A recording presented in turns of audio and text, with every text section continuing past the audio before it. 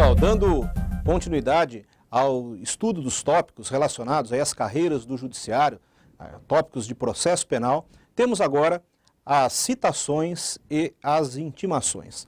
Começamos aqui pelo artigo 351, que trata da citação por mandado. Pessoal, para que vocês possam entender, tanto a citação quanto a intimação são atos de comunicação. O juiz, para se comunicar com as partes, o faz através das citações e das intimações. A diferença é a seguinte: a citação é uma só no processo, por réu. A citação é o ato através do qual o juiz chama o réu ao processo pela primeira vez para se defender, dando a ele conhecimento do teor da acusação. Então, a ação penal é proposta normalmente pelo Ministério Público e o réu é citado após o recebimento dessa denúncia. Ele é citado para tomar conhecimento do teor da acusação, recebe uma cópia dessa denúncia e também para ingressar ao processo para integralizar o que nós chamamos de relação processual. A relação processual ela tem um formato triangular. No ápice nós temos o juiz. De um lado nós temos a acusação e do outro lado nós temos o réu. Então, quando o juiz recebe a denúncia, forma-se a primeira parte dessa relação. Quando o réu posteriormente é citado, forma-se a segunda parte dessa relação. Então, a citação, repetindo, é o ato através do qual o réu é chamado a se defender pela primeira vez. Todas as demais comunicações feitas posteriormente é através das chamadas intimações. Ok? Então vamos lá. O artigo dos 351 diz que a citação inicial far-se-á por mandado, quando o réu estiver no território sujeito à jurisdição do juiz que a houver ordenado. Então temos que pensar da seguinte forma: existem as chamadas citações pessoais e as fictas. Citações pessoais, aquelas na qual não resta nenhuma dúvida de que o acusado, de que o réu foi efetivamente encontrado, tomou conhecimento da acusação e foi chamado a vir ao processo. Então funciona da seguinte forma: quando o réu reside na mesma comarca onde ele está sendo processado, a citação é feita através de mandado. Então o oficial de justiça cumpre esse mandado e cita o réu. Quando o réu reside em outra comarca, o oficial de justiça não pode simplesmente sair dali e procurar o réu em outra comarca. Então se utiliza da chamada carta precatória. O juiz processante, o juiz que está processando o réu, determina a expedição de uma carta precatória. Essa carta precatória é encaminhada ao juiz da comarca onde o réu reside, com a solicitação de que a sua citação seja feita. Então lá, vamos imaginar um exemplo. O réu está sendo processado em São Paulo, mas ele reside na comarca de São José do Rio Preto. Então o juiz da comarca da capital determina a expedição de uma carta precatória ao seu cartório, para que essa carta precatória seja encaminhada para São José do Rio Preto. Lá em São José do Rio Preto, um dos juízes criminais dará cumprimento a esta precatória e determinará que um oficial de justiça de Rio Preto cite o réu. Então, citação em outra comarca é feita através de carta precatória. Quando o réu reside no exterior, em local conhecido, então em outro país, em local conhecido, essa citação é feita através do que nós chamamos de carta rogatória. Então, pelas vias diplomáticas, solicita-se ao governo estrangeiro que cumpra essa citação em outro país. Então, por exemplo, o réu reside no Japão e está sendo processado aqui no Brasil. Então, por vias diplomáticas, expede-se uma carta rogando ao governo japonês que cumpra essa citação no Japão. E por fim, quando o réu está sendo processado num tribunal, como aconteceu, por exemplo, com os réus do mensalão, esse tribunal expede o que nós chamamos de carta de ordem. Essa carta de ordem é expedida a um juiz da comarca ou da seção judiciária onde o réu reside, para que esse juiz determine lá que o réu seja citado. O tribunal não vai disponibilizar um oficial de justiça para sair, por exemplo, lá de Brasília, Brasil afora, atrás do réu.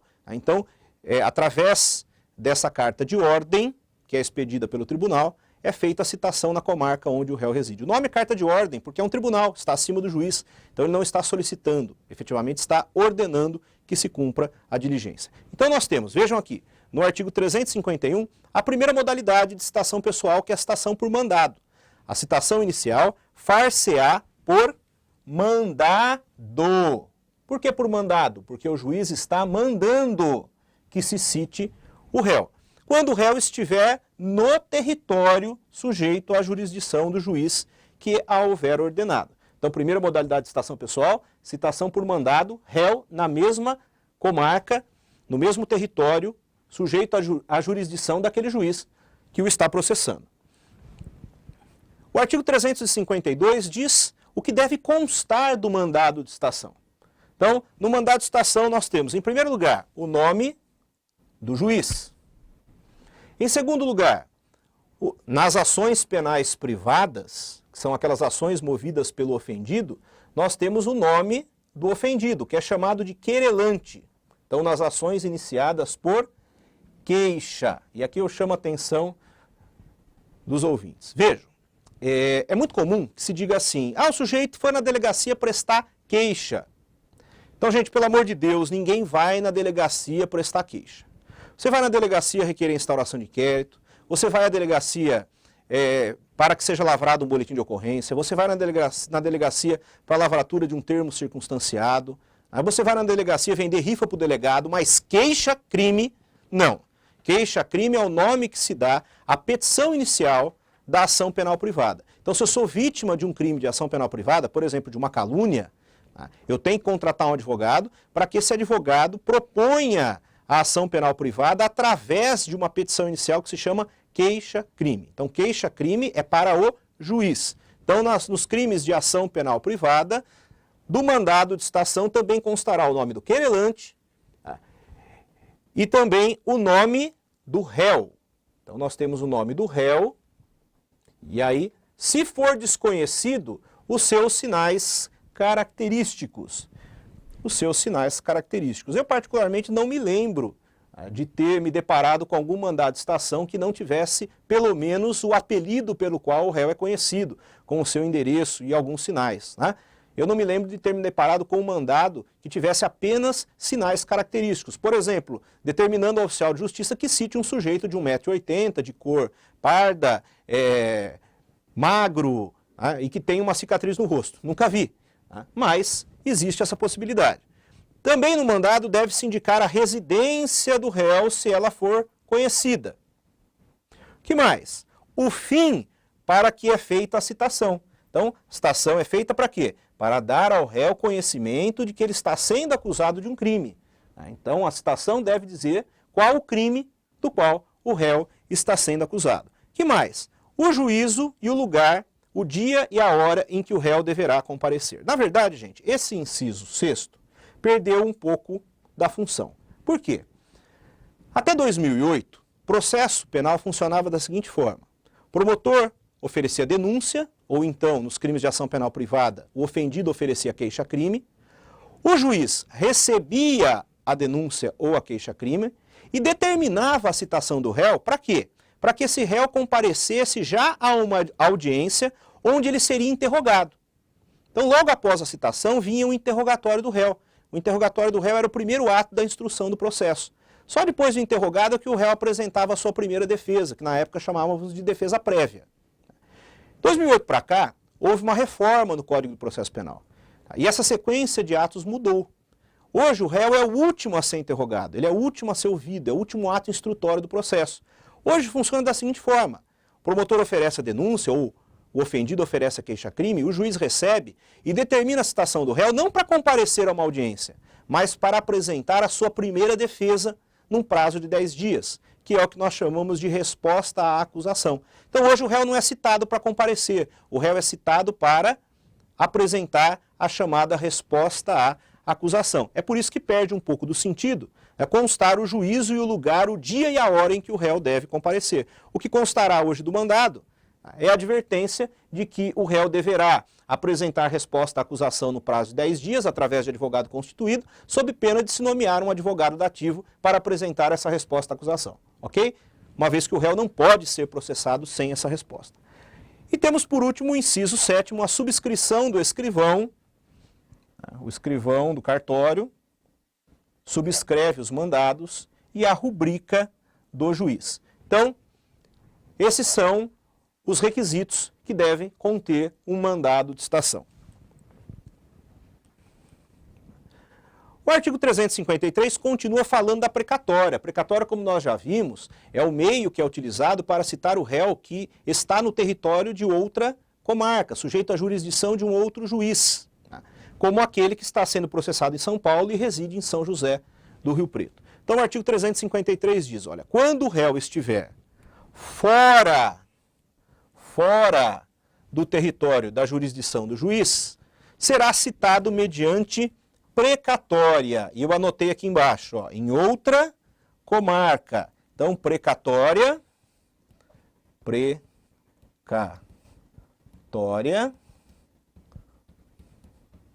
outra comarca. Ok?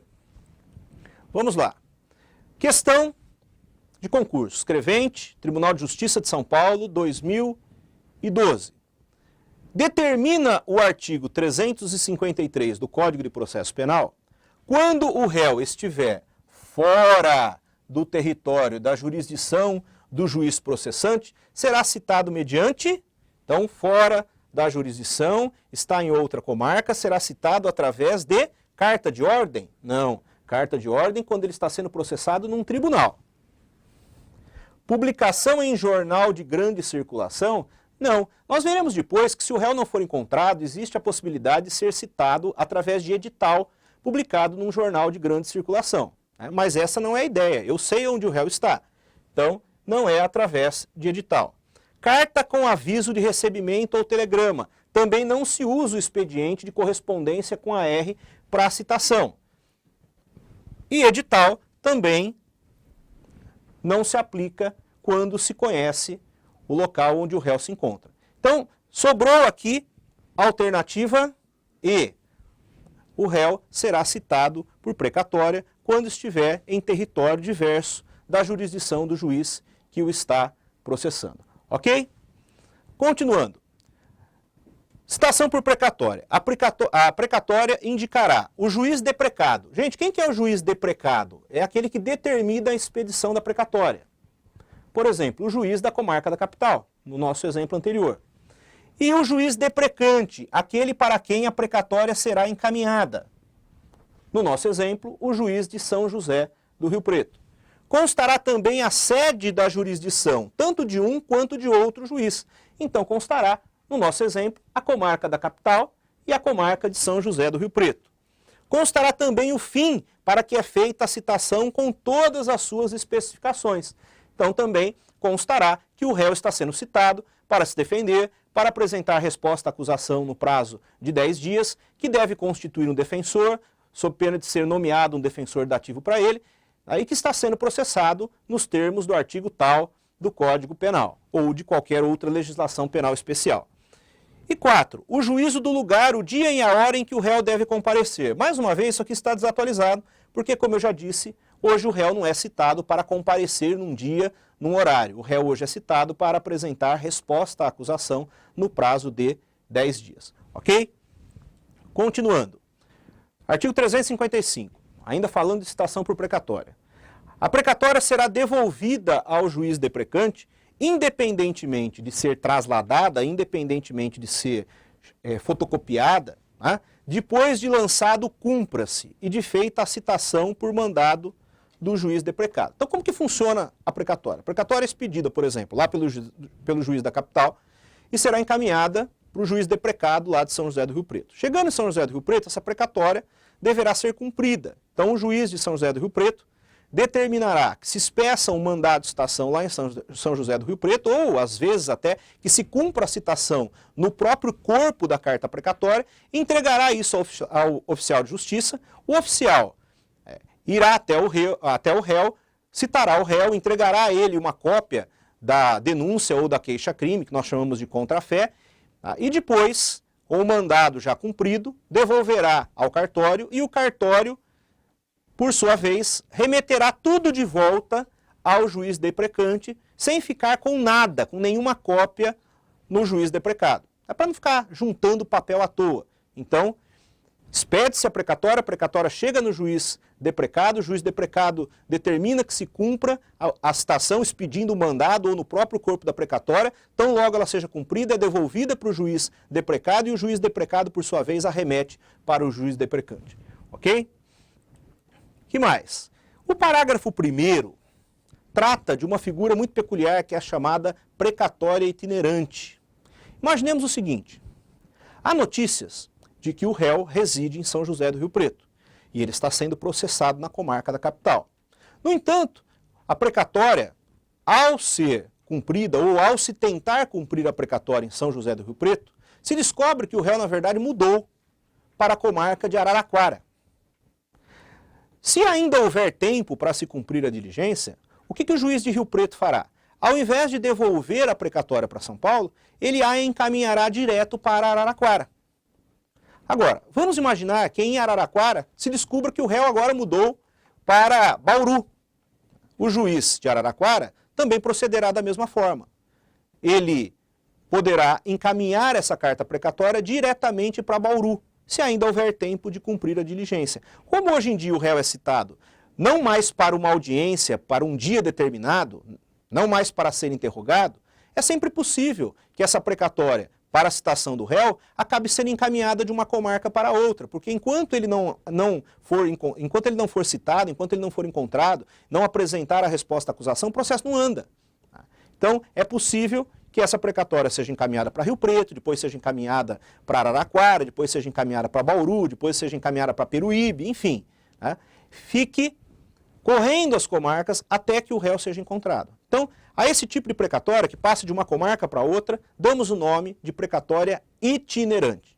Ok?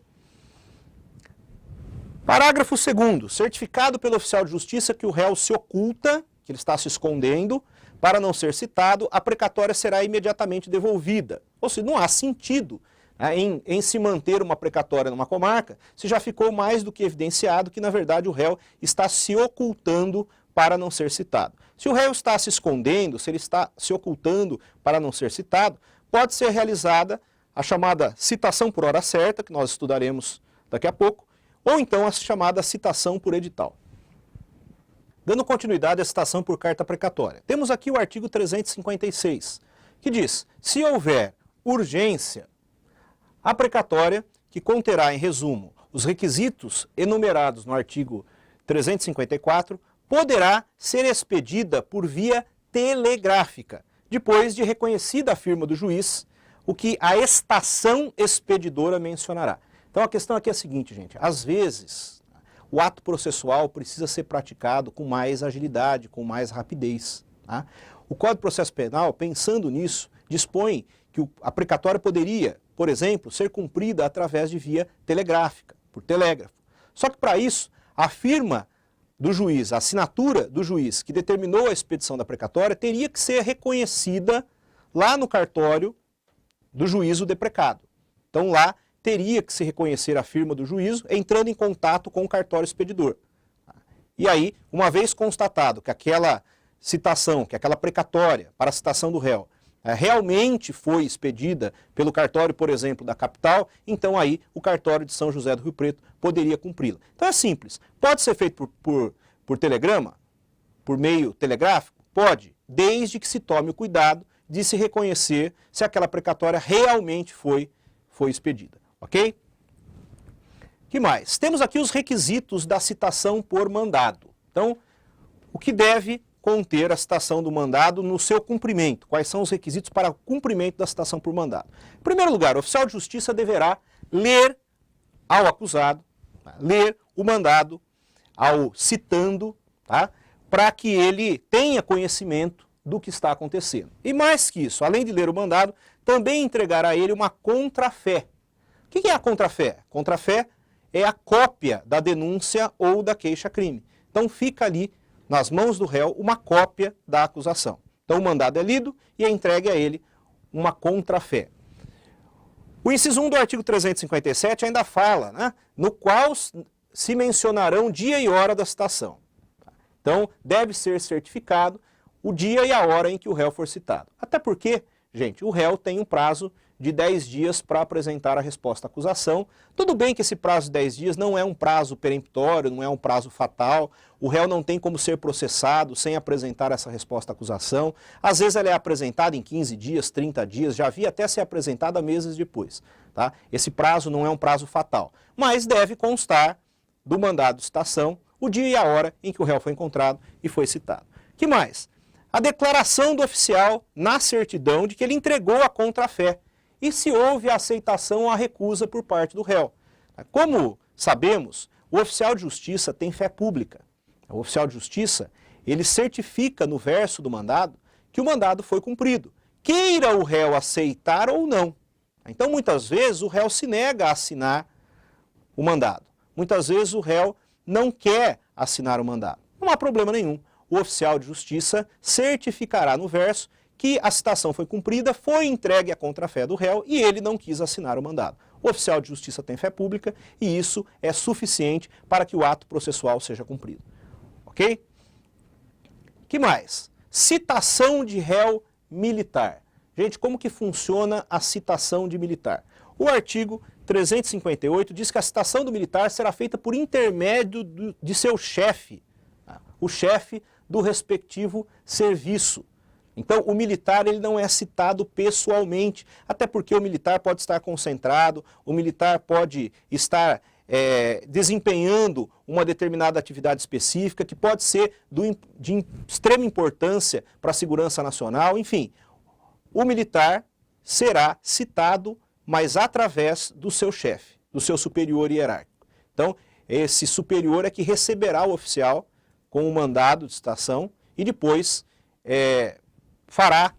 dará continuidade à citação, chamando o seu subalterno para que o seu subalterno tome conhecimento de que está sendo criminalmente processado e de que tem prazo, por exemplo, para apresentar a sua resposta à acusação. Então, cuidado, gente.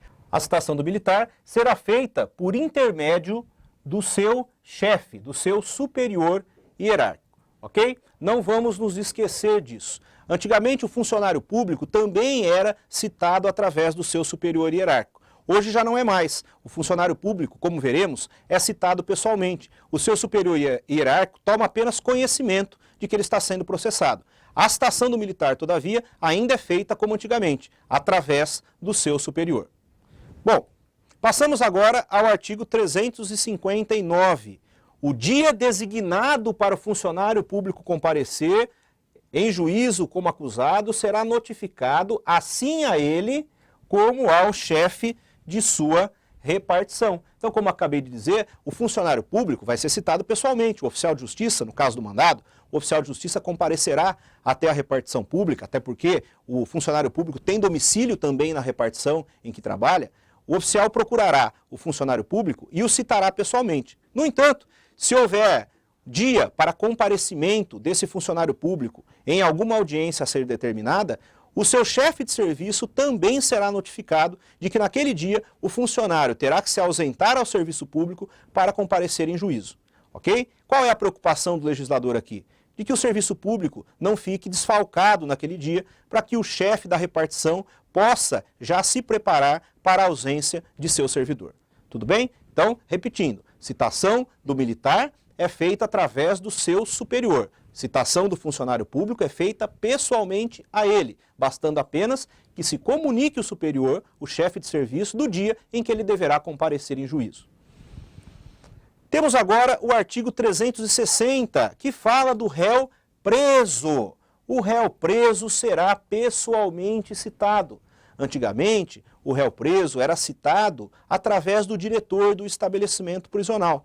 Mas acho que o legislador se preocupa um pouco, de repente, de haver algum tipo de negligência e o réu não ser devidamente cientificado de qual processo estaria respondendo, qual tipo de acusação que pesaria contra o mesmo. Então hoje, o oficial de justiça vai até a unidade prisional, agenda o atendimento daqueles presos que devem ser citados, intimados. Esses presos são trazidos até o que nós chamamos de parlatório, que é o local para atendimento com advogado, oficial de justiça, psiquiatra, assistente social, e ali o oficial lê o mandado, cientifica o preso de que ele está sendo processado criminalmente e entrega a ele uma contrafé.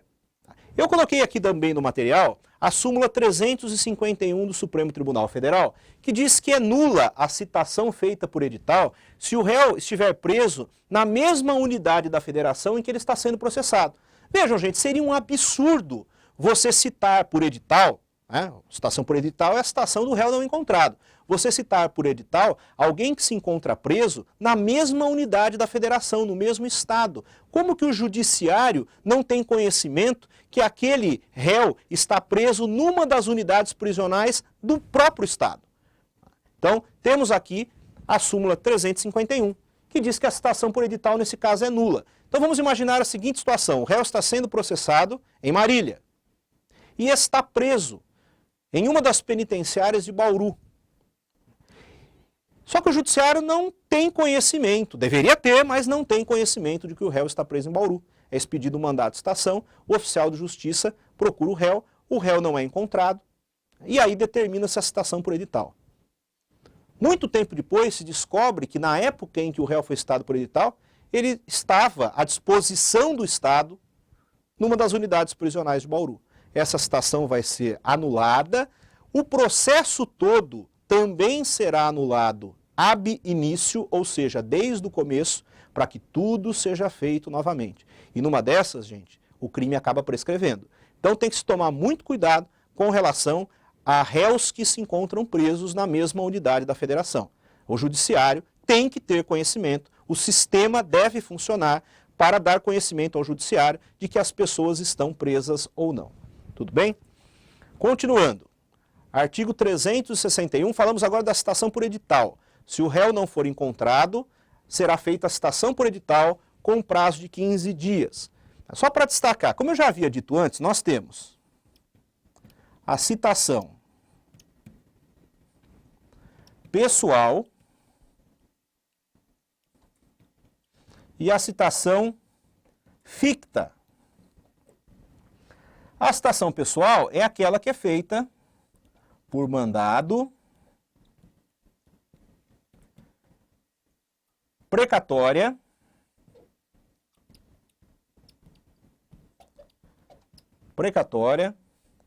carta de ordem ou rogatória. São as citações pessoais. São as citações pessoais. Eu tenho certeza que o réu foi encontrado, eu tenho certeza que ele tomou conhecimento da acusação e da advertência de que deve apresentar sua primeira defesa. E temos as citações fictas, que podem ser por edital, e a partir de 2008 acrescentou-se mais uma aqui, que é a citação por hora certa. Então, a primeira das citações fictas é a citação por edital. Se o réu não for encontrado, será citado por edital com prazo de 15 dias. Citação por edital com prazo de 15 dias. Como que funciona, gente?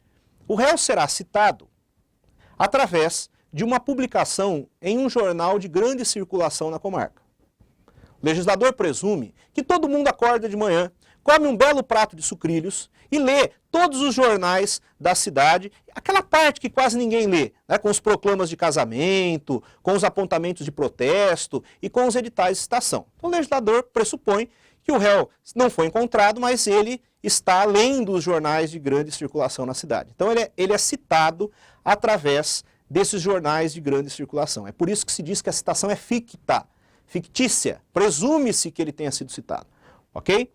Bom, uma vez publicado no jornal de grande circulação, conta-se 15 dias e a partir desses 15 dias é que se inicia a contagem do prazo de 10 dias para o réu apresentar a primeira defesa. Então é como se o legislador desse um prazo de 15 dias para aquele jornal circular, para que as pessoas possam ter acesso a essa publicação. E depois desses 15 dias, o réu é considerado citado e aí inicia-se o prazo para que ele possa se defender. Bom, na verdade, se o réu, transcorridos esses 15 dias, o réu não comparece, o réu não nomeia defensor, é sinal de que ele não tomou conhecimento efetivo da citação. Então o juiz aguarda esses outros 10 dias para ver se o réu apresenta a sua defesa, para ver se o réu nomeia, constitui procurador constitui advogado no processo e se ele verificar que passado esses outros 10 dias nada aconteceu, significa que o réu, na verdade, não ficou sabendo do processo, não ficou sabendo da acusação, não tomou conhecimento do edital. E aí nós veremos no artigo 366 que o processo será suspenso nesse caso, ok? Mas por enquanto ainda estamos aqui no artigo 361. Então, cuidado, gente, prazo, ó, edital, prazo, 15 dias. Edital, prazo, 15 dias, ok? Continuando. Artigo 362. Verificando que o réu se oculta para não ser citado, o oficial de justiça certificará a ocorrência, que o réu está se ocultando, e procederá à citação por hora certa. Aqui temos a segunda modalidade de citação fictícia, na forma estabelecida pelo Código de Processo Civil, artigo 227 a 229 do Código de Processo Civil. Essa modalidade de citação ficta, essa chamada citação por hora certa, ela não existia no processo penal. Ela foi introduzida na reforma de 2008. Então, muito cuidado, aqueles que estão estudando por códigos antigos, vademecums, anteriores à reforma, muito cuidado, porque muita coisa mudou em 2008. Se você está estudando para concurso, você precisa ter em mãos uma legislação atualizada. Se houver qualquer tipo de dúvida, entre no site da Presidência, do Planalto, e baixe ali o Código de Processo Penal atual, atualizado, com toda a legislação superveniente. Isso é o mais seguro, ok? Então, de 2008 para cá, tivemos uma nova modalidade de citação ficta no processo penal, que é a chamada citação por hora certa. Como que funciona essa citação? Imaginemos que o oficial de justiça vá até a casa do réu, o endereço que consta, né? Porque o réu, antes de ter sido processado, ele foi normalmente investigado através do inquérito. Então se sabe qual é o endereço dele, se sabe onde ele reside, e aí o oficial de justiça vai até lá e não encontra o réu. Pergunta para os moradores da residência e eles dizem que o réu está em horário de trabalho. O oficial pergunta em que horário o réu pode ser encontrado. E os moradores dizem que aos sábados o réu está sempre presente ali. O oficial volta no sábado. E os moradores dizem que o réu, na verdade, o oficial de justiça volta no sábado. Né? E os moradores dizem que o réu está viajando, mas que ele volta logo. Passados mais alguns dias, o oficial de justiça volta novamente à residência do réu. E mais uma vez os moradores dizem que o réu não se encontra, que o réu saiu. Vejam, o oficial de justiça foi várias vezes atrás do réu. E fica mais do que claro de que o réu, na verdade, está procurando se ocultar, está se escondendo. Então, o oficial procederá à chamada citação por hora certa. Ele comunicará a um dos moradores ou vizinhos ali que num dia X, num tal horário, ele estará lá presente para citar o réu. E o réu deverá estar ali naquele dia. Se naquele dia marcado o oficial voltar ao local e o réu não for encontrado, o que vai acontecer? Ele dará o réu por citado. E aí depois o cartório vai encaminhar por correio uma cópia da acusação, da denúncia ou da queixa-crime para o réu. Então fica como citado o réu. É claro que se o oficial chega lá no dia marcado e o réu está lá, ele vai ser citado pessoalmente, aí deixa de ser citação ficta, deixa de ser citação por hora certa. No entanto, se o réu não for encontrado, será feita, procedida a citação por hora certa. Eu adicionei aqui no material todas as fases. Tirei cada uma delas do que dispõe o processo civil, o Código de Processo Civil. O legislador não se aprofundou na citação por hora certa no processo penal. Ele emprestou os dispositivos do processo civil. Então vejam, tendo o réu sido procurado por 3 vezes,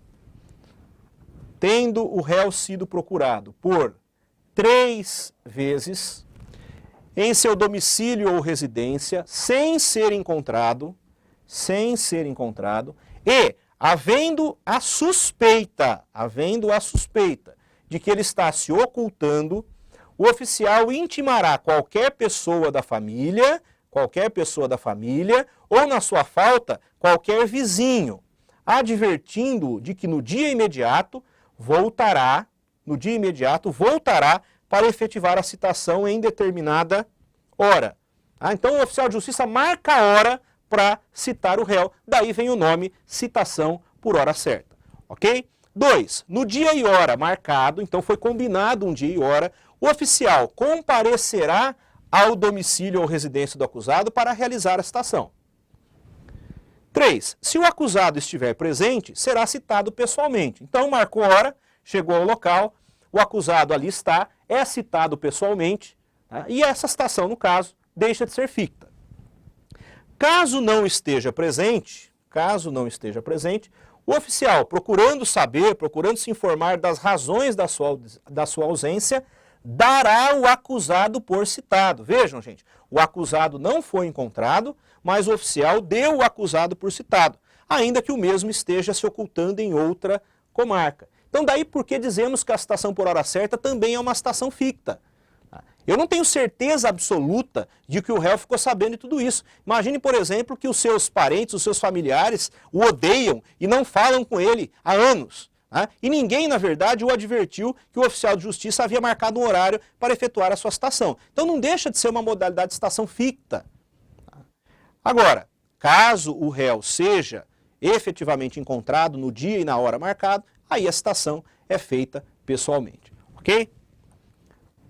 4. O oficial deixará ainda uma contrafé da certidão, ele vai certificar todo o ocorrido, de que ele procurou o réu por 3 dias, que o réu não foi encontrado, que ele avisou os vizinhos, os familiares, marcou o horário, esteve lá no dia marcado, tudo isso será certificado. O oficial deixará uma contrafé da certidão de tudo o que aconteceu com a pessoa da família ou com o vizinho, declarando o nome de quem recebeu essa cópia.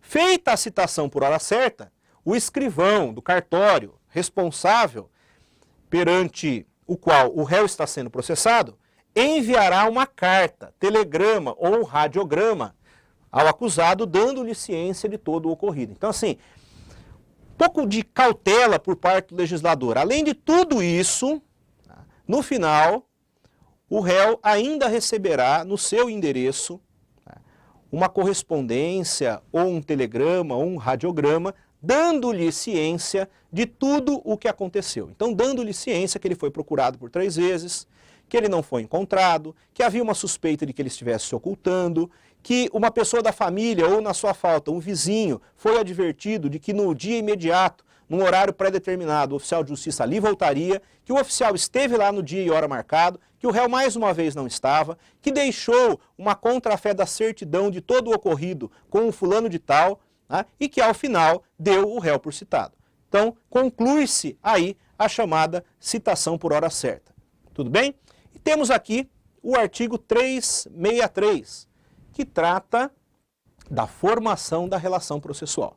Como eu já disse para vocês, a relação processual ela se aperfeiçoa no momento em que o réu é citado. Ela começa com o recebimento da denúncia ou da queixa. Quando o juiz recebe a acusação, forma-se a primeira perninha dessa relação processual, acusação-juiz. Quando o réu é citado, forma-se a segunda perninha dessa relação processual. Então, o artigo 363 diz que o processo terá completada a sua formação quando realizada a citação do acusado.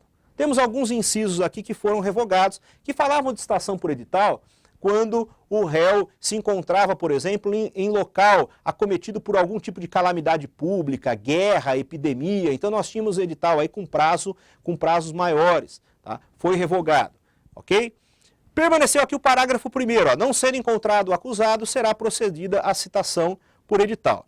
E o parágrafo 4º, comparecendo o acusado citado por edital, em qualquer tempo, o processo observará o disposto no artigo 394 e seguintes do Código. Ou seja, nós vamos dar a sequência. O réu foi citado por edital, comparece, qual que é o próximo ato? Apresentação da resposta à acusação, o juiz decidirá se o réu será absolvido sumariamente ou então designará uma audiência e nessa audiência fará a instrução do processo, dará oportunidade para as partes apresentar as suas alegações finais e depois sentenciará. Então, trocando em miúdos, se o réu for citado por edital e comparecer, a partir do momento que ele comparece, o processo retoma o seu curso normal. O artigo 364 refere-se a incisos do artigo anterior que foram revogados. Ora, no caso do artigo anterior, inciso 1, ou seja, quando o réu se encontrava em local inacessível, em virtude de epidemia, de guerra ou por outro motivo de força maior, o prazo será fixado entre 15 e 90 dias. O prazo do edital será de 15 e 90 dias, de acordo com as circunstâncias. E no caso do inciso 2, o inciso 2 seria quando incerta a pessoa a ser citada. Eu não tenho certeza de quem é a pessoa a ser citada. Nesse caso, o prazo seria de 30 dias. A maior parte da doutrina afirma que esses prazos de edital já não existem mais. Não existem porque os incisos 1 e 2 do artigo 363 foram revogados em 2008. Então não haveria mais sentido em se falar em prazo de citação diferente do prazo padrão, que é o prazo de 15 dias, não haveria mais sentido em se falar em prazo de 15 a 90 dias ou em prazo de 30 dias, porque esses prazos se referem a incisos que foram revogados, a hipóteses que foram revogadas, ok? Mas é claro que, como tudo no direito é relativo, existem alguns autores que ainda defendem a existência desses outros prazos. Então, se por um acaso, numa prova objetiva, numa prova de teste, caiu uma questão relacionada ao réu que se encontra em local inacessível e houver uma alternativa dizendo que o prazo do edital, nesse caso, é de 15 a 90 dias, assinale essa alternativa. Se houver uma questão objetiva fazendo referência àquele réu que não foi identificado e dizendo que o prazo do edital, nesse caso, é de 30 dias, assinale essa alternativa. Acho muito difícil que isso seja perguntado numa prova objetiva. Afinal de contas, existe divergência, tanto na doutrina quanto na jurisprudência, em relação a esses prazos. A maioria ainda entende que o único prazo que existe hoje para os editais é o prazo de 15 dias. Nós vamos tomar um pouquinho de cuidado com relação a isso. Continuando, o que deve conter o edital de citação? Então, deve conter, assim como qualquer mandado, deve conter o nome do juiz que determinou a citação, deve conter o nome do réu, ou se o nome não for conhecido, também os seus sinais característicos e também a sua residência, a sua profissão. Tudo bem? Se isso constar do processo. Também deve conter o fim para que é feita a citação. Então, que o réu está sendo citado para se defender, por exemplo, de uma acusação de roubo. E aí, o inciso 4º, que diz que deve constar o dia e a hora em que o réu deverá comparecer, também perdeu sentido porque ele não é citado para comparecer, ele é citado para apresentar a resposta à acusação. E por último, o prazo que será contado do dia da publicação do edital na imprensa, se houver, ou da sua afixação.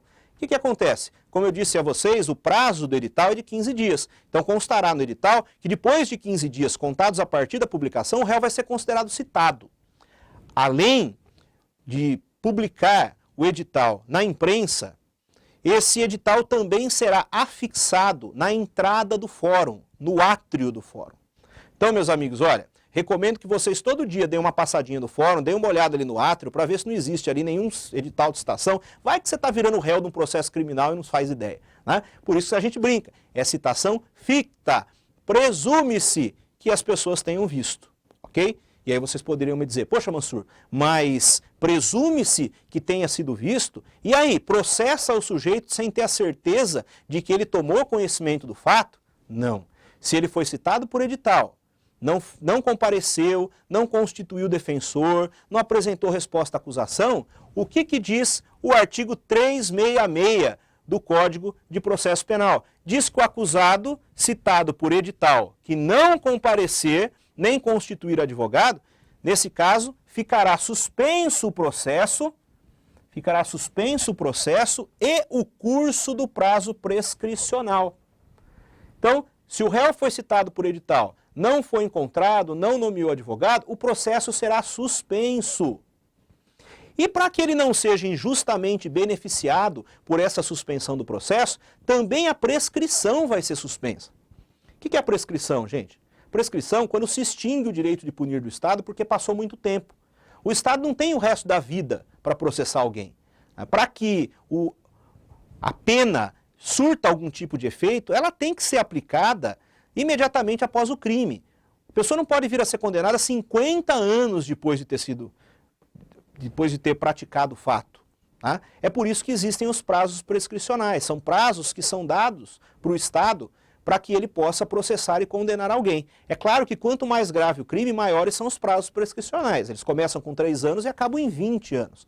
Um homicídio qualificado, por exemplo, acaba prescrevendo em 20 anos. Dificilmente o Estado não consegue concluir um processo em 20 anos. Mas, para que não haja nenhum risco desse processo ficar suspenso para o resto da vida, o sujeito não for encontrado, suspende-se também o prazo prescricional. Então, se você chegar num cartório, no fórum, não sei se muitos aqui já tiveram a oportunidade de ir ao fórum, chegar num balcão de um cartório criminal e olhar para uma prateleira de canto, com uma plaquinha escrito artigo 366, vocês vão saber que todos os processos que estão naquela prateleira são de réus que foram citados por edital e não compareceram, não constituíram defensor. Aqueles processos estão suspensos, eles estão congelados até o dia em que o réu for encontrado. Enquanto isso, também está suspenso o prazo que o Estado tem para processá-los. Está suspenso o prazo de prescrição. Ok? Eu vou voltar aqui um pouquinho. Nós temos uma questão lá do Tribunal de Justiça de Goiás, de 2013, dizendo o seguinte em relação ao edital de citação. O edital de citação, segundo o Código de Processo Penal, deve preencher alguns requisitos. Nós vimos que o edital de citação tem requisitos, indicando os itens abaixo, salvo... Então, gente, cuidado, tá? Ele está querendo saber, dentre os itens abaixo, qual não é requisito do edital. Qual não é requisito do edital. Eu recomendo a vocês que no dia da prova levem uma caneta grifa-texto. E quando você se deparar com uma questão que pede a exceção, que tem o salvo, que tem o exceto, ou uma questão que pede a alternativa errada, a incorreta, grifa isso para você não se confundir. Às vezes você dá uma olhada por cima na questão e passou para a questão seguinte, no final da prova, já com o tempo acabando, você volta para resolver aquelas que você ficou em dúvida e acaba esquecendo que o que se pedia ali era a exceção, era a questão incorreta. Então aqui, dos incisos que nós temos aqui, qual deles não traz requisito do edital? Então primeiro, nome do juiz tem que ter? Sim. Nome do réu tem que ter? Sim. Se eu não souber o nome do réu, tem que ter os sinais característicos? Sim. Tem que ter a residência e a profissão dele, se isso constar do processo? Sim. Então são requisitos do edital. Segundo, tem que ter o prazo em que ele será cumprido? Sim. Será fixado pelo juiz entre 20 e 60 dias? Não. Não existe nenhum prazo de edital de 20 a 60 dias. Como nós já vimos, o prazo padrão é de 15 dias. Para aqueles que entendem que ainda existe o edital, a citação por edital, nas hipóteses de pessoa que se encontra em local inacessível por epidemia, guerra ou calamidade pública, é de 15 a 90 dias. E para aqueles que entendem que ainda existe o edital de citação para aquele réu que não foi identificado, o prazo é de 30. Não existe nenhum prazo de citação que seja de 20 a 60 dias. Continuando aqui, deve ser contado do dia da publicação do edital na imprensa. Essa parte 2 aqui está certa. O que está errada é a primeira parte. C. O fim para que é feita a citação. Isso também deve constar do edital. O juízo e o dia, a hora e o lugar em que o réu deve comparecer. Muito embora a gente saiba que hoje já não é mais o caso de comparecimento, mas sim de apresentação de resposta à acusação, isso aqui ainda consta do artigo. Então, dentre as alternativas, qual é aquela que traz requisito que não está previsto na lei? A alternativa B. Continuando. Como eu havia dito para vocês anteriormente, né, o edital, além de publicado na imprensa, esse edital também é afixado no átrio do fórum. Então é isso que diz o parágrafo único do artigo 365. O edital será fixado na porta do edifício onde funcionar o juízo e será publicado também pela imprensa, onde houver, devendo a fixação ser certificada pelo oficial de justiça que a tiver feito. E a publicação tem que ser provada com exemplar do jornal ou certidão do escrivão, da qual conste a página do jornal com a data da publicação. Então, normalmente, ninguém vai recortar jornal para colar no processo. O escrivão, quem normalmente faz isso, não é nem o escrivão diretor, é o próprio escrevente que está dando andamento no processo. Ele vai certificar no processo que no dia tal houve a publicação do edital no jornal Y, de grande circulação naquela comarca. Aqui, a partir da data da publicação, que vai se contar os 15 dias do edital, para depois começar a contar os 10 dias para a apresentação da primeira defesa. Tudo bem? Então vamos lá. O artigo 366 nós já vimos, então se o acusado for citado por edital e não comparecer, o processo vai ser suspenso, também vai ser suspenso o prazo prescricional. Mas isso não impede o juiz de determinar a produção antecipada das provas consideradas urgentes. Vejam, gente, eu tenho uma testemunha que está no bico do urubu, uma testemunha que está no bico do corvo, está para morrer, tá? E o réu não foi encontrado, foi citado por edital. O juiz vai ter que suspender o processo. Se esse réu ficar desaparecido por muito tempo, o que vai acontecer com essa testemunha? Que é uma testemunha, de repente, uma testemunha imprescindível, uma testemunha ocular do fato. A testemunha vai morrer e a prova vai deixar de ser produzida. Então o artigo 366 permite que mesmo o juiz suspendendo o processo e o prazo prescricional, ele ainda determine aquelas provas consideradas urgentes. E, cuidado, se for o caso, decretar a prisão preventiva. Tá? Tem muita gente que acha que quando o réu é citado por edital e não comparece, não constitui defensor, automaticamente o juiz manda prender, decreta a prisão preventiva. Porque vai que ele é encontrado por aí, em algum comando da polícia, por exemplo, então já conta lá do sistema, já consta do sistema que existe um mandado de prisão contra ele, e aí ele será mais facilmente encontrado. Está errado, está errado. Essa decretação de prisão preventiva ela não é automática. O juiz vai decidir, se for o caso, se realmente houver a necessidade, decretar a prisão preventiva. E a prisão preventiva, para ser decretada, gente, tem que ter prova da existência do crime, tem que ter indício de autoria, tem que ser para garantir a ordem pública, tem que ser para garantir a instrução do processo, tem que ser para garantir a futura aplicação da lei penal, a ordem econômica, a ordem financeira do país. Tem requisitos para se decretar a prisão preventiva, pressupostos. Então não é assim, simplesmente decreta a prisão preventiva porque o réu não foi encontrado, ok? Continuando. Questão, escrevente TJ São Paulo. Estabelece o artigo 366, vocês guardem esse artigo, hein, gente? Estabelece o artigo 366 que o acusado citado por edital, que não comparece nem nomeia defensor, o que acontece com quem é citado por edital e não comparece nem nomeia defensor? O processo será suspenso. Então vejam, aqui a alternativa D, ó, terá o processo e o curso do prazo prescricional suspensos. Processo e prescrição suspensos. A alternativa A diz que ele será declarado revel, com a consequente nomeação de um defensor dativo que vai acompanhar o processo. O réu que foi citado por edital não pode ser processado revel. Processado revel é aquele que é processado sem ser mais intimado para acompanhar o processo. Existe revelia no processo penal, mas a revelia no processo penal ocorre quando o réu é citado pessoalmente e não comparece. Se ele foi citado pessoalmente, eu tenho certeza que ele ficou sabendo do processo. E aí, se ele não compareceu, o problema dele. Nomeie um defensor dativo e toca o pau. Continua o processo. Agora, se ele foi citado por edital, o processo não pode correr a sua revelia. Ok? Então, a alternativa A está errada. A B, será declarado revel. Quer dizer, começa dizendo que será declarado revel, também está errado. Admitindo-se verdadeiros os fatos articulados na denúncia. Errado, errado, errado. Isso é diferente do processo civil. No processo civil, quando o réu é citado e não contesta, presumem-se verdadeiros todos os fatos alegados pela parte contrária. Por isso que se diz, né, que o réu, por isso que se requer na petição inicial de uma ação civil, a citação do réu para contestar a ação sob pena de revelia e de confissão. Revelia, não ser mais intimado para nada. Confissão, reconhecer como verdadeiro todos os fatos alegados pela parte contrária.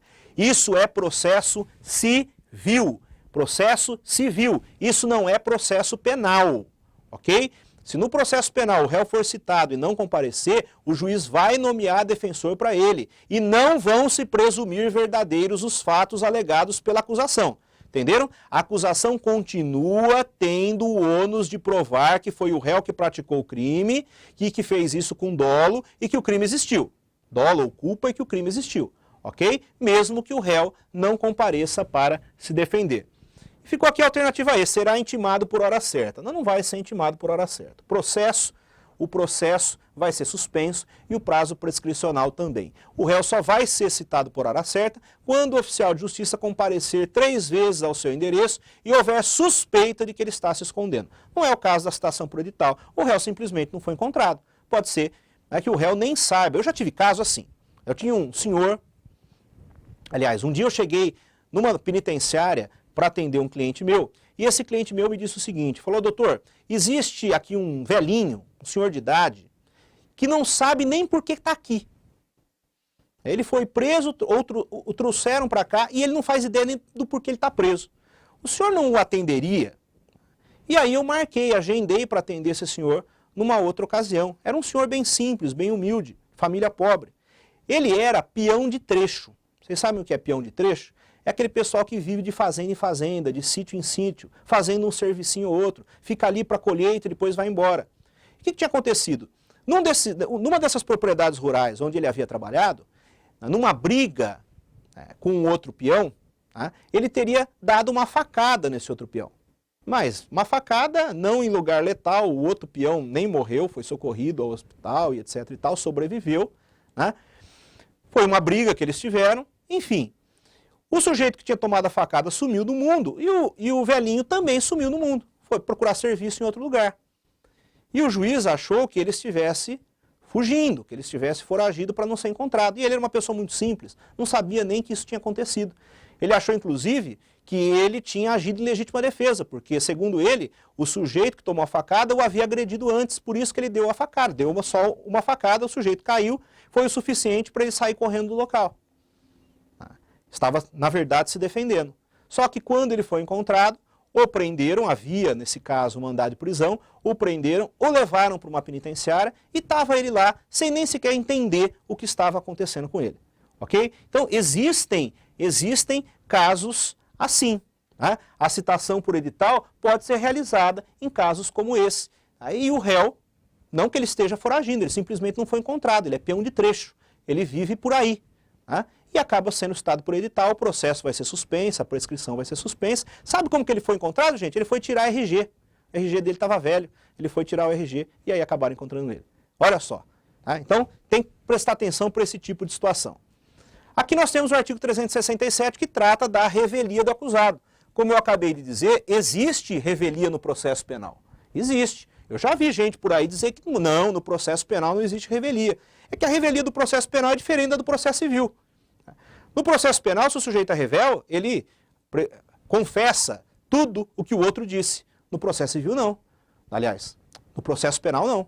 No processo penal, o sujeito que foi citado pessoalmente e não compareceu, não se importou em se defender, vamos nomear um advogado para ele. Qual que é a única consequência? É que ele não vai mais ser intimado para os outros atos do processo. Ninguém mais vai chamar ele para nada. O único ato processual que ele ainda vai ser intimado é a sentença. Quando sair a sentença final, ele ainda tem o direito de ser intimado.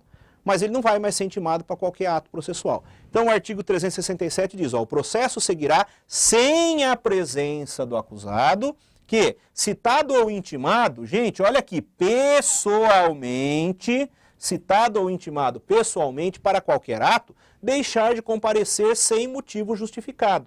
Ou no caso de mudança de residência, ele não comunicar o novo endereço ao juiz. Isso é muito comum, né? O sujeito está sendo processado, o processo está lá se arrastando há anos, e ele acaba mudando de residência e ninguém fala para ele que ele precisa comunicar ao juiz quando ele muda de um lugar para o outro. E aí quando ele vai ser procurado, já não acham mais, e aí acaba se decretando a revelia dele, ele deixa de ser intimado para os outros atos processuais.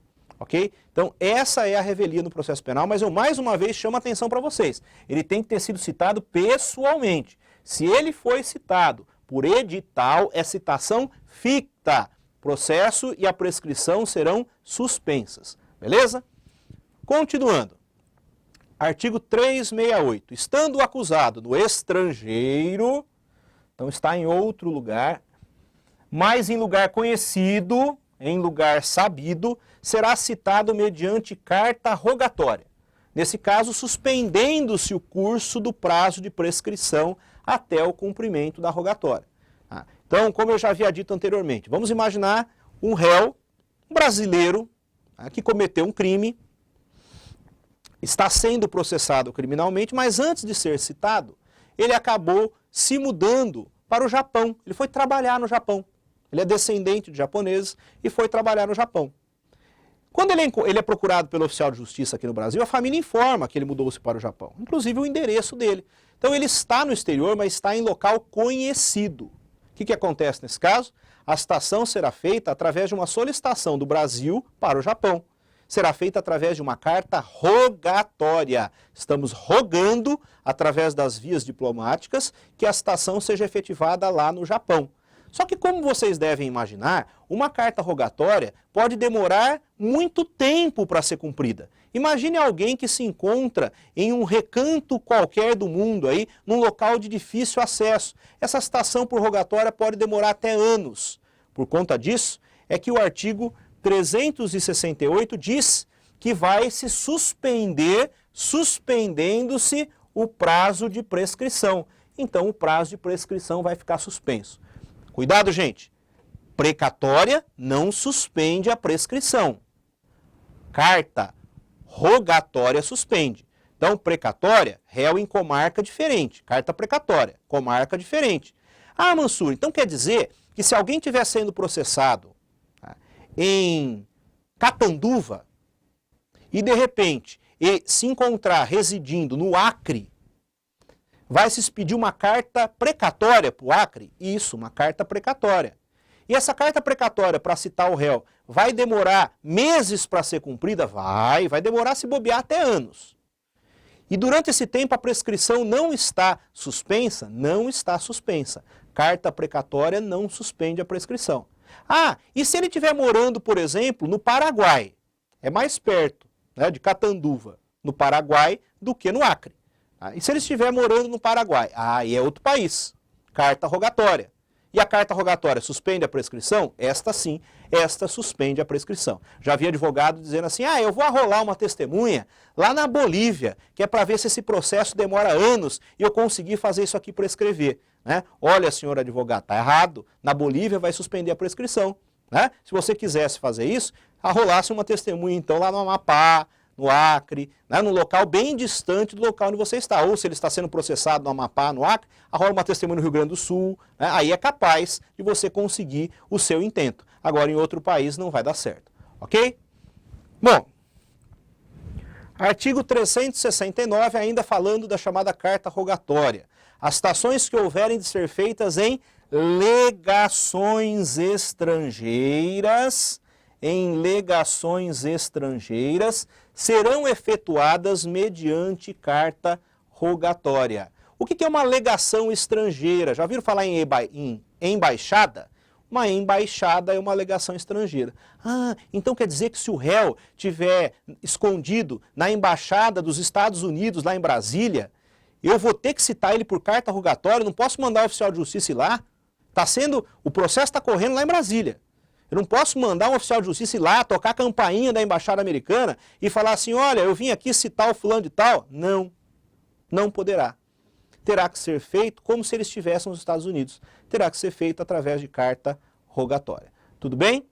Bom, coloquei aqui uma questão também de escrever em Tribunal de Justiça de São Paulo 2013. Então vejam, no tocante à citação, assinale a alternativa correta.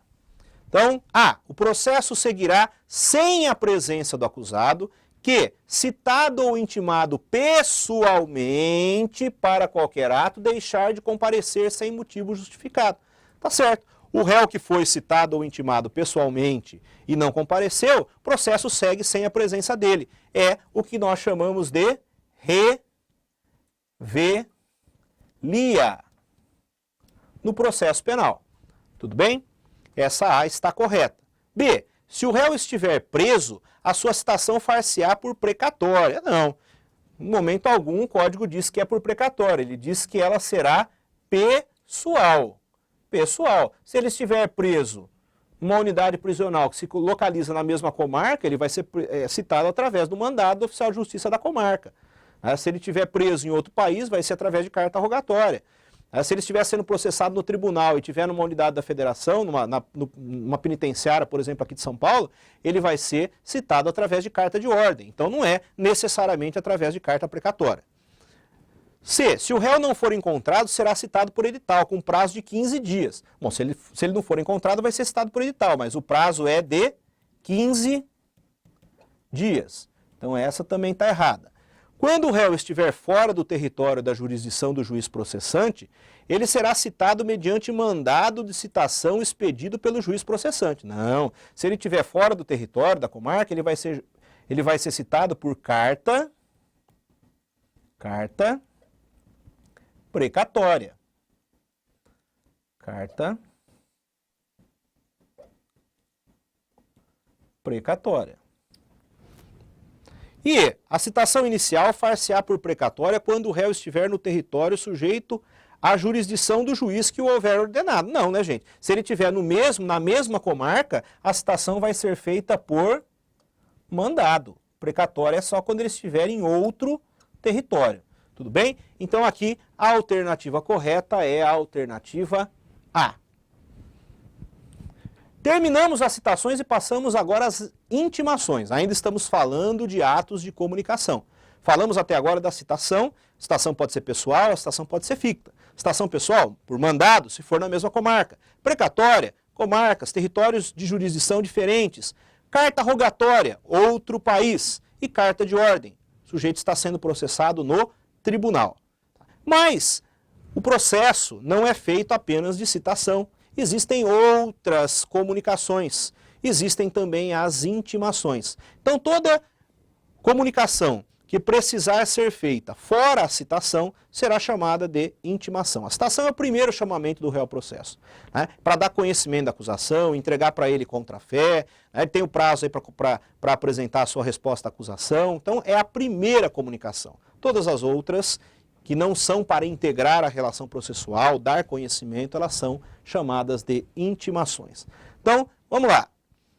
Como que se intima o acusado e as testemunhas? O artigo 370 diz, nas intimações dos acusados, então ele já foi citado anteriormente, agora está sendo intimado, por exemplo, uma audiência, das testemunhas e demais pessoas que devam tomar conhecimento de qualquer ato, será observado no que for aplicável o capítulo anterior. Ah, como assim? Se o acusado está na mesma comarca, intima por mandado.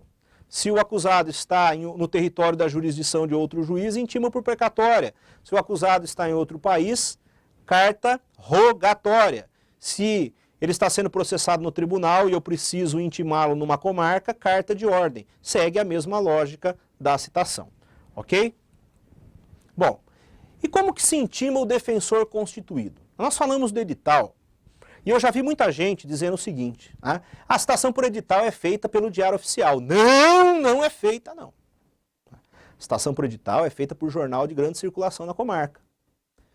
Apenas os advogados constituídos são intimados pelo Diário Oficial.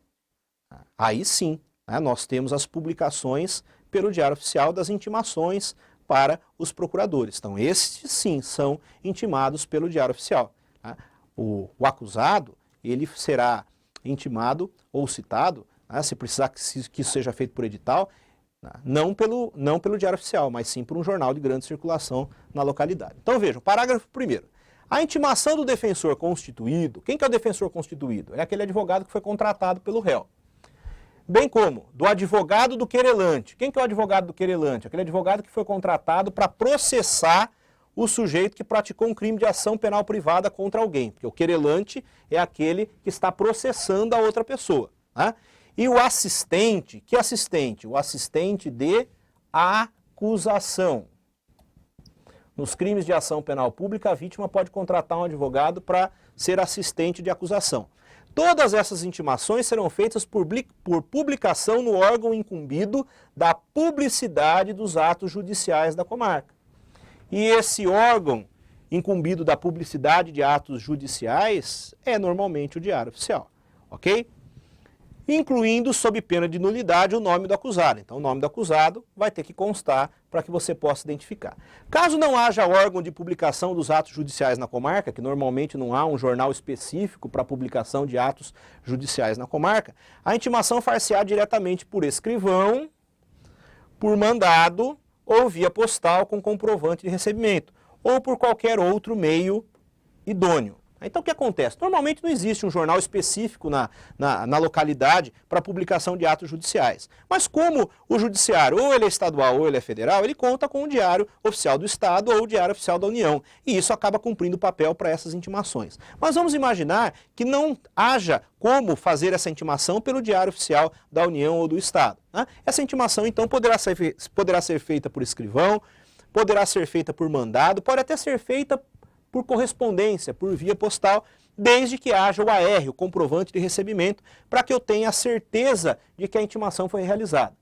E o código continua, né? O parágrafo 2º continua dizendo que pode ser por qualquer outro meio idôneo. Eu posso considerar meio idôneo, por exemplo, uma intimação feita por fax, né? Desde que se tome cuidado de certificar se ela é verdadeira ou não. Então podem existir outros meios idôneos. Tomem cuidado com e-mails, viu gente? Eu nunca vi o judiciário se utilizar, nem o judiciário, nem o Ministério Público, nem a Justiça Eleitoral, utilizar de e-mail. Quando você recebe um e-mail lá dizendo que você está sendo processado pelo Procurador da República, né, ou alguma coisa relacionada ao cartório eleitoral, é tudo spam, é vírus, tá? Então toma cuidado com isso. O judiciário não tem usado, pelo menos ainda, esse e-mail eletrônico. Parágrafo 3º. A intimação pessoal feita pelo escrivão dispensará a aplicação do que se alude no parágrafo 1º. Quer dizer, se se intimou pessoalmente, através do escrivão, não precisa publicar no jornal. Tudo bem? Então, vamos supor que eu sou advogado, né, e eu compareço ao cartório para ver o processo, ver em que pé o processo se encontra. E, de repente, há ali um despacho do qual eu ainda precisaria ser intimado. O fato de eu ter comparecido ali e ter pego o processo significa que eu tomei conhecimento daquele despacho. Então o escrivão pode conversar comigo, pô, doutor, eu vou intimá-lo então, já que o senhor vai ver o processo? Isso é muito comum acontecer. O senhor quer ver o processo? Aí eu quero, ter um despacho aqui para o senhor tomar ciência. Então o senhor já toma ciência e sai intimado do cartório, que aí eu não preciso remeter isso para publicação no Diário Oficial. Ok? Então isso também é possível. E aí nós temos a intimação do Ministério Público e do defensor nomeado, né? O Ministério Público, o promotor de justiça e aquele defensor que não é constituído, aquele defensor que é nomeado pelo juiz, esses têm uma vantagem, eles são intimados pessoalmente. Então, se tiver, por exemplo, que intimar o promotor de um despacho, o escrevente, o cartorário, leva lá o processo, né, com carga até o gabinete do promotor, para que o promotor tenha a possibilidade de ser pessoalmente intimado daquele despacho. A mesma coisa em relação a um defensor que foi nomeado pelo juiz, né? Esse defensor que foi nomeado pelo juiz, ele não foi contratado pela parte, né? O que ele está recebendo é bem pequenininho. Então, assim, ele tem pelo menos a vantagem de ser nomeado pessoalmente. Ok? Artigo 371. Intimação por despacho na petição. Será admissível a intimação por despacho na petição em que for requerida, observado o disposto no artigo 357. Aqui eu tenho uma posição assim completamente diferente do que eu já vi em alguns autores, né? Talvez pelo fato de ter sido o escrevente. O que seria essa intimação no próprio corpo da petição? Imagine que eu vou despachar uma petição com o juiz, é um caso urgente, não dá tempo de expedir mandado. O juiz não poderia determinar que essa intimação fosse cumprida no próprio corpo da petição. Ele despacha, normalmente quando você redige uma petição, você deixa ali um espaço de umas 10 linhas entre o endereçamento da petição e o preâmbulo, o começo da petição. Você normalmente deixa um espaço ali para o juiz poder despachar a caneta.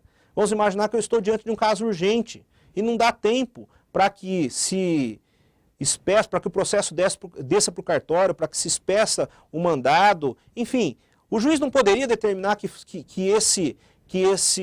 essa intimação fosse cumprida no próprio corpo da petição? Pode, e eu já vi isso ser feito dessa forma. Mas eu também já vi alguns autores dizendo que não é nada disso, né? Que na verdade está se referindo aqui a pessoas que vão despachar com o juiz e já saem dali intimado do próprio despacho. Tá? É que o artigo 371 fala, né, que é admissível a intimação por despacho na petição em que ela for requerida, e aí eu já vi várias vezes isso ser cumprido no próprio corpo da petição. Ok? Continuando. Artigo 372, a intimação na audiência. Vamos imaginar que uma audiência foi designada e por qualquer motivo essa audiência não pôde ser realizada. Tá?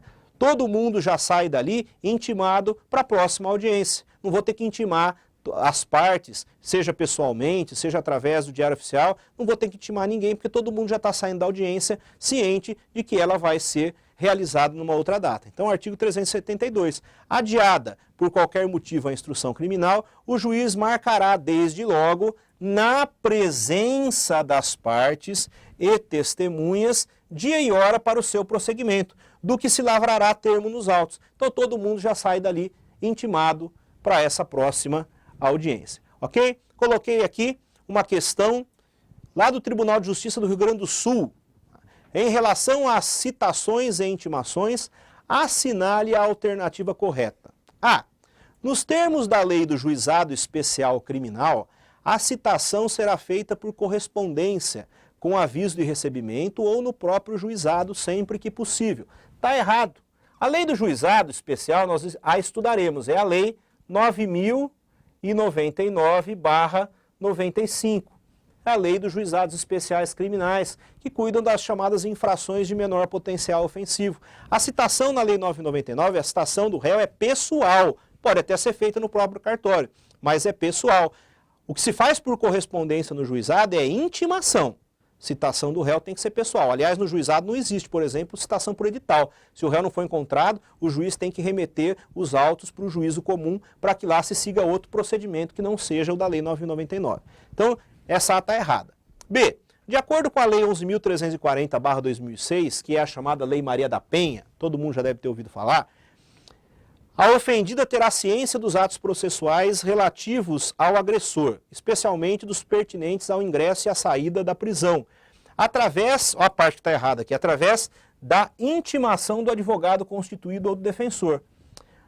Na verdade, gente, a Lei Maria da Penha determina que a vítima seja cientificada de todas as entradas e saídas da prisão do seu agressor, que ela seja intimada pessoalmente, além do defensor.